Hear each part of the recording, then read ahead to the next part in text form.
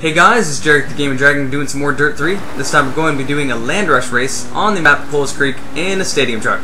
So I'm keeping the camera angle behind the truck at first so you can see me try to pass up everyone. I'll switch to the cockpit view once I eventually pass people. That's always the hardest part of the race, is getting into first place. Once you're in first place, you're pretty golden. Just run a straight line, run a good line, you're good. That's it. But getting in the first place is always a hard part. And around this corner, I'm going to try to make my move, cut it inside. Good, perfect turn, but just that outside lane carries a lot more speed than the inside one does. So he's still in first place, still going faster than I am. I'll eventually get in first place. Eventually. I think I'm going to make my move once again on this turn. Yep, I make my move, make him slow down a little bit more than he wanted to. Still in first, it's coming back, starting to come back, but nope. I've taken over. This is my race now, bitch. Anyway, I love the weather conditions on this race. Absolutely downpouring. I ran an amateur circuit in this area as I switched to the cockpit view. I ran an amateur circuit in a trophy truck for quite a while, trophy trucks and dune buggies in the Pacific Northwest. I live in Portland, Oregon. So this is pretty usual weather for what I used to race in.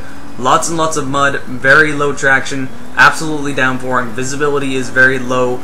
It's very fun, and this is what I'm so used to racing in.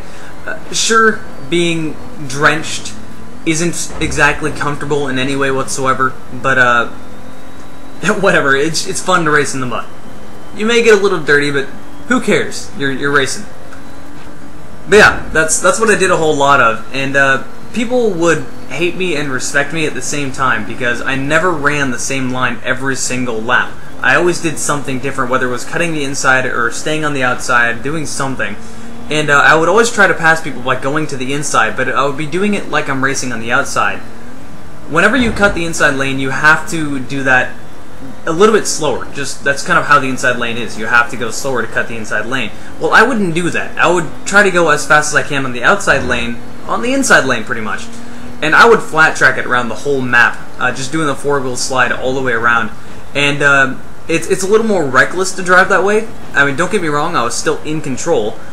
But it's, you know, it's just a little bit more dangerous to drive that way. Drive fast and not be intimidated by possibly crashing into other drivers. So they would hate me for it and also respect me for it just because it was so unorthodox. And it really was fun.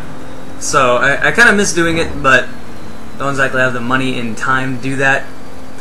I still like going out, and I switched this hood view. I love this view, by the way. You can see absolutely everything, no visibility blocked by the cockpit view in any way whatsoever. You can still feel the angle of the car turning.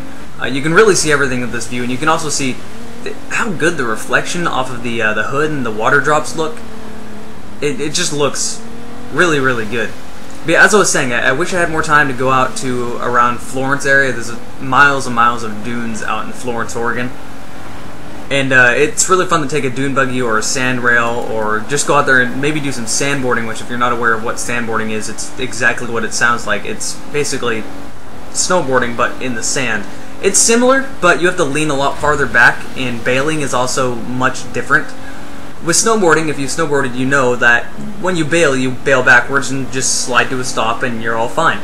When you sandboard, don't bail backwards. It feels like the Sandman just fucking raped your asshole. It hurts so goddamn bad.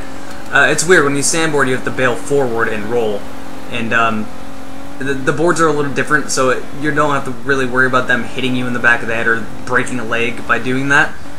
But in general, it's the same idea. You'll catch on quicker if you snowboarded, but it feels more different just because sand has, one, more friction, and two, is a lot softer, so you know, you'll get going a lot faster, and you have to lean back a lot more.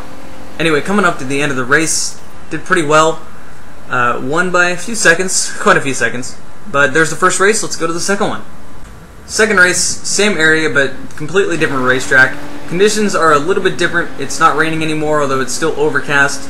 Road is slightly wet, so it's still slidey, but nowhere near as slidey as the mud as the last race, which I wish it was, but oh well. You can still slide around and do a little bit of flat tracking anyway. Someone drives way off the side of the map there. Hey, already in third place. I just got get into 2 places in front of me. Shouldn't be too hard, right? This time it was a little bit harder to pass people in the last race, but it wasn't too difficult this time around. And I have this on the hardest difficulty, by the way. Once you get good at this game, some of it seems a little bit too easy, but that could be true with most racing games. It's either they're way too easy or way too hard. There's not really much in between. This game in general did the difficulty almost perfect, where it gives that perfect amount of difficulty.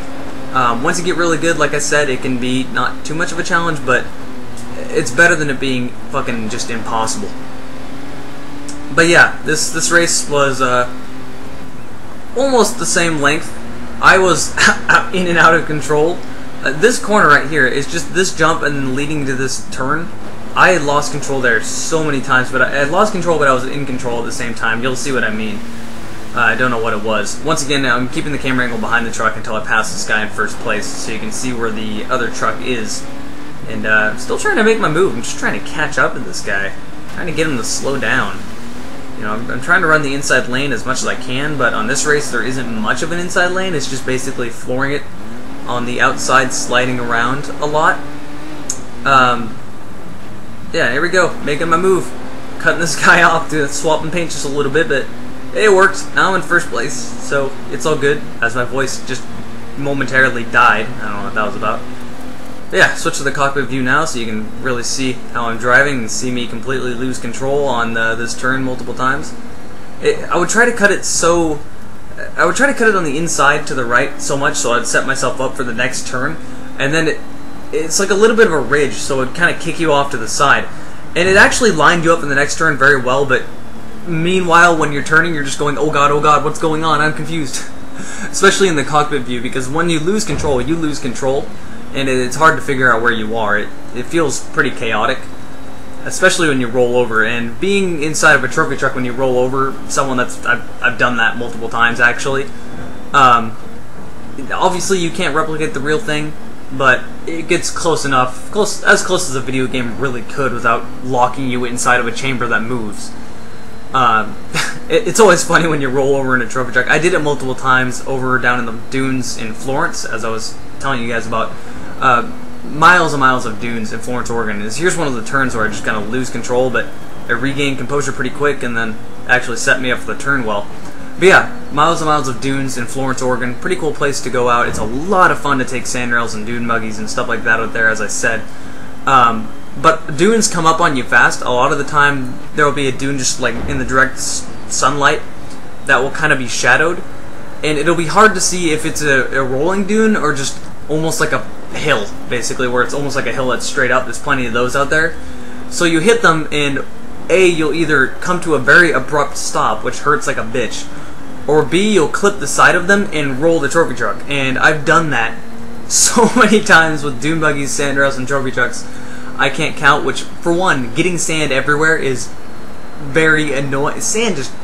Okay, it gets everywhere just by being out there, as I completely lose control on this turn and then regain composure quickly, somehow. Set me up for the next turn pretty well. But yeah, sand everywhere is bad enough as is, but when you roll over, you're like eating sand with every orifice in your body, including your asshole. It gets everywhere. There's nowhere to not... It gets in places you didn't know you had.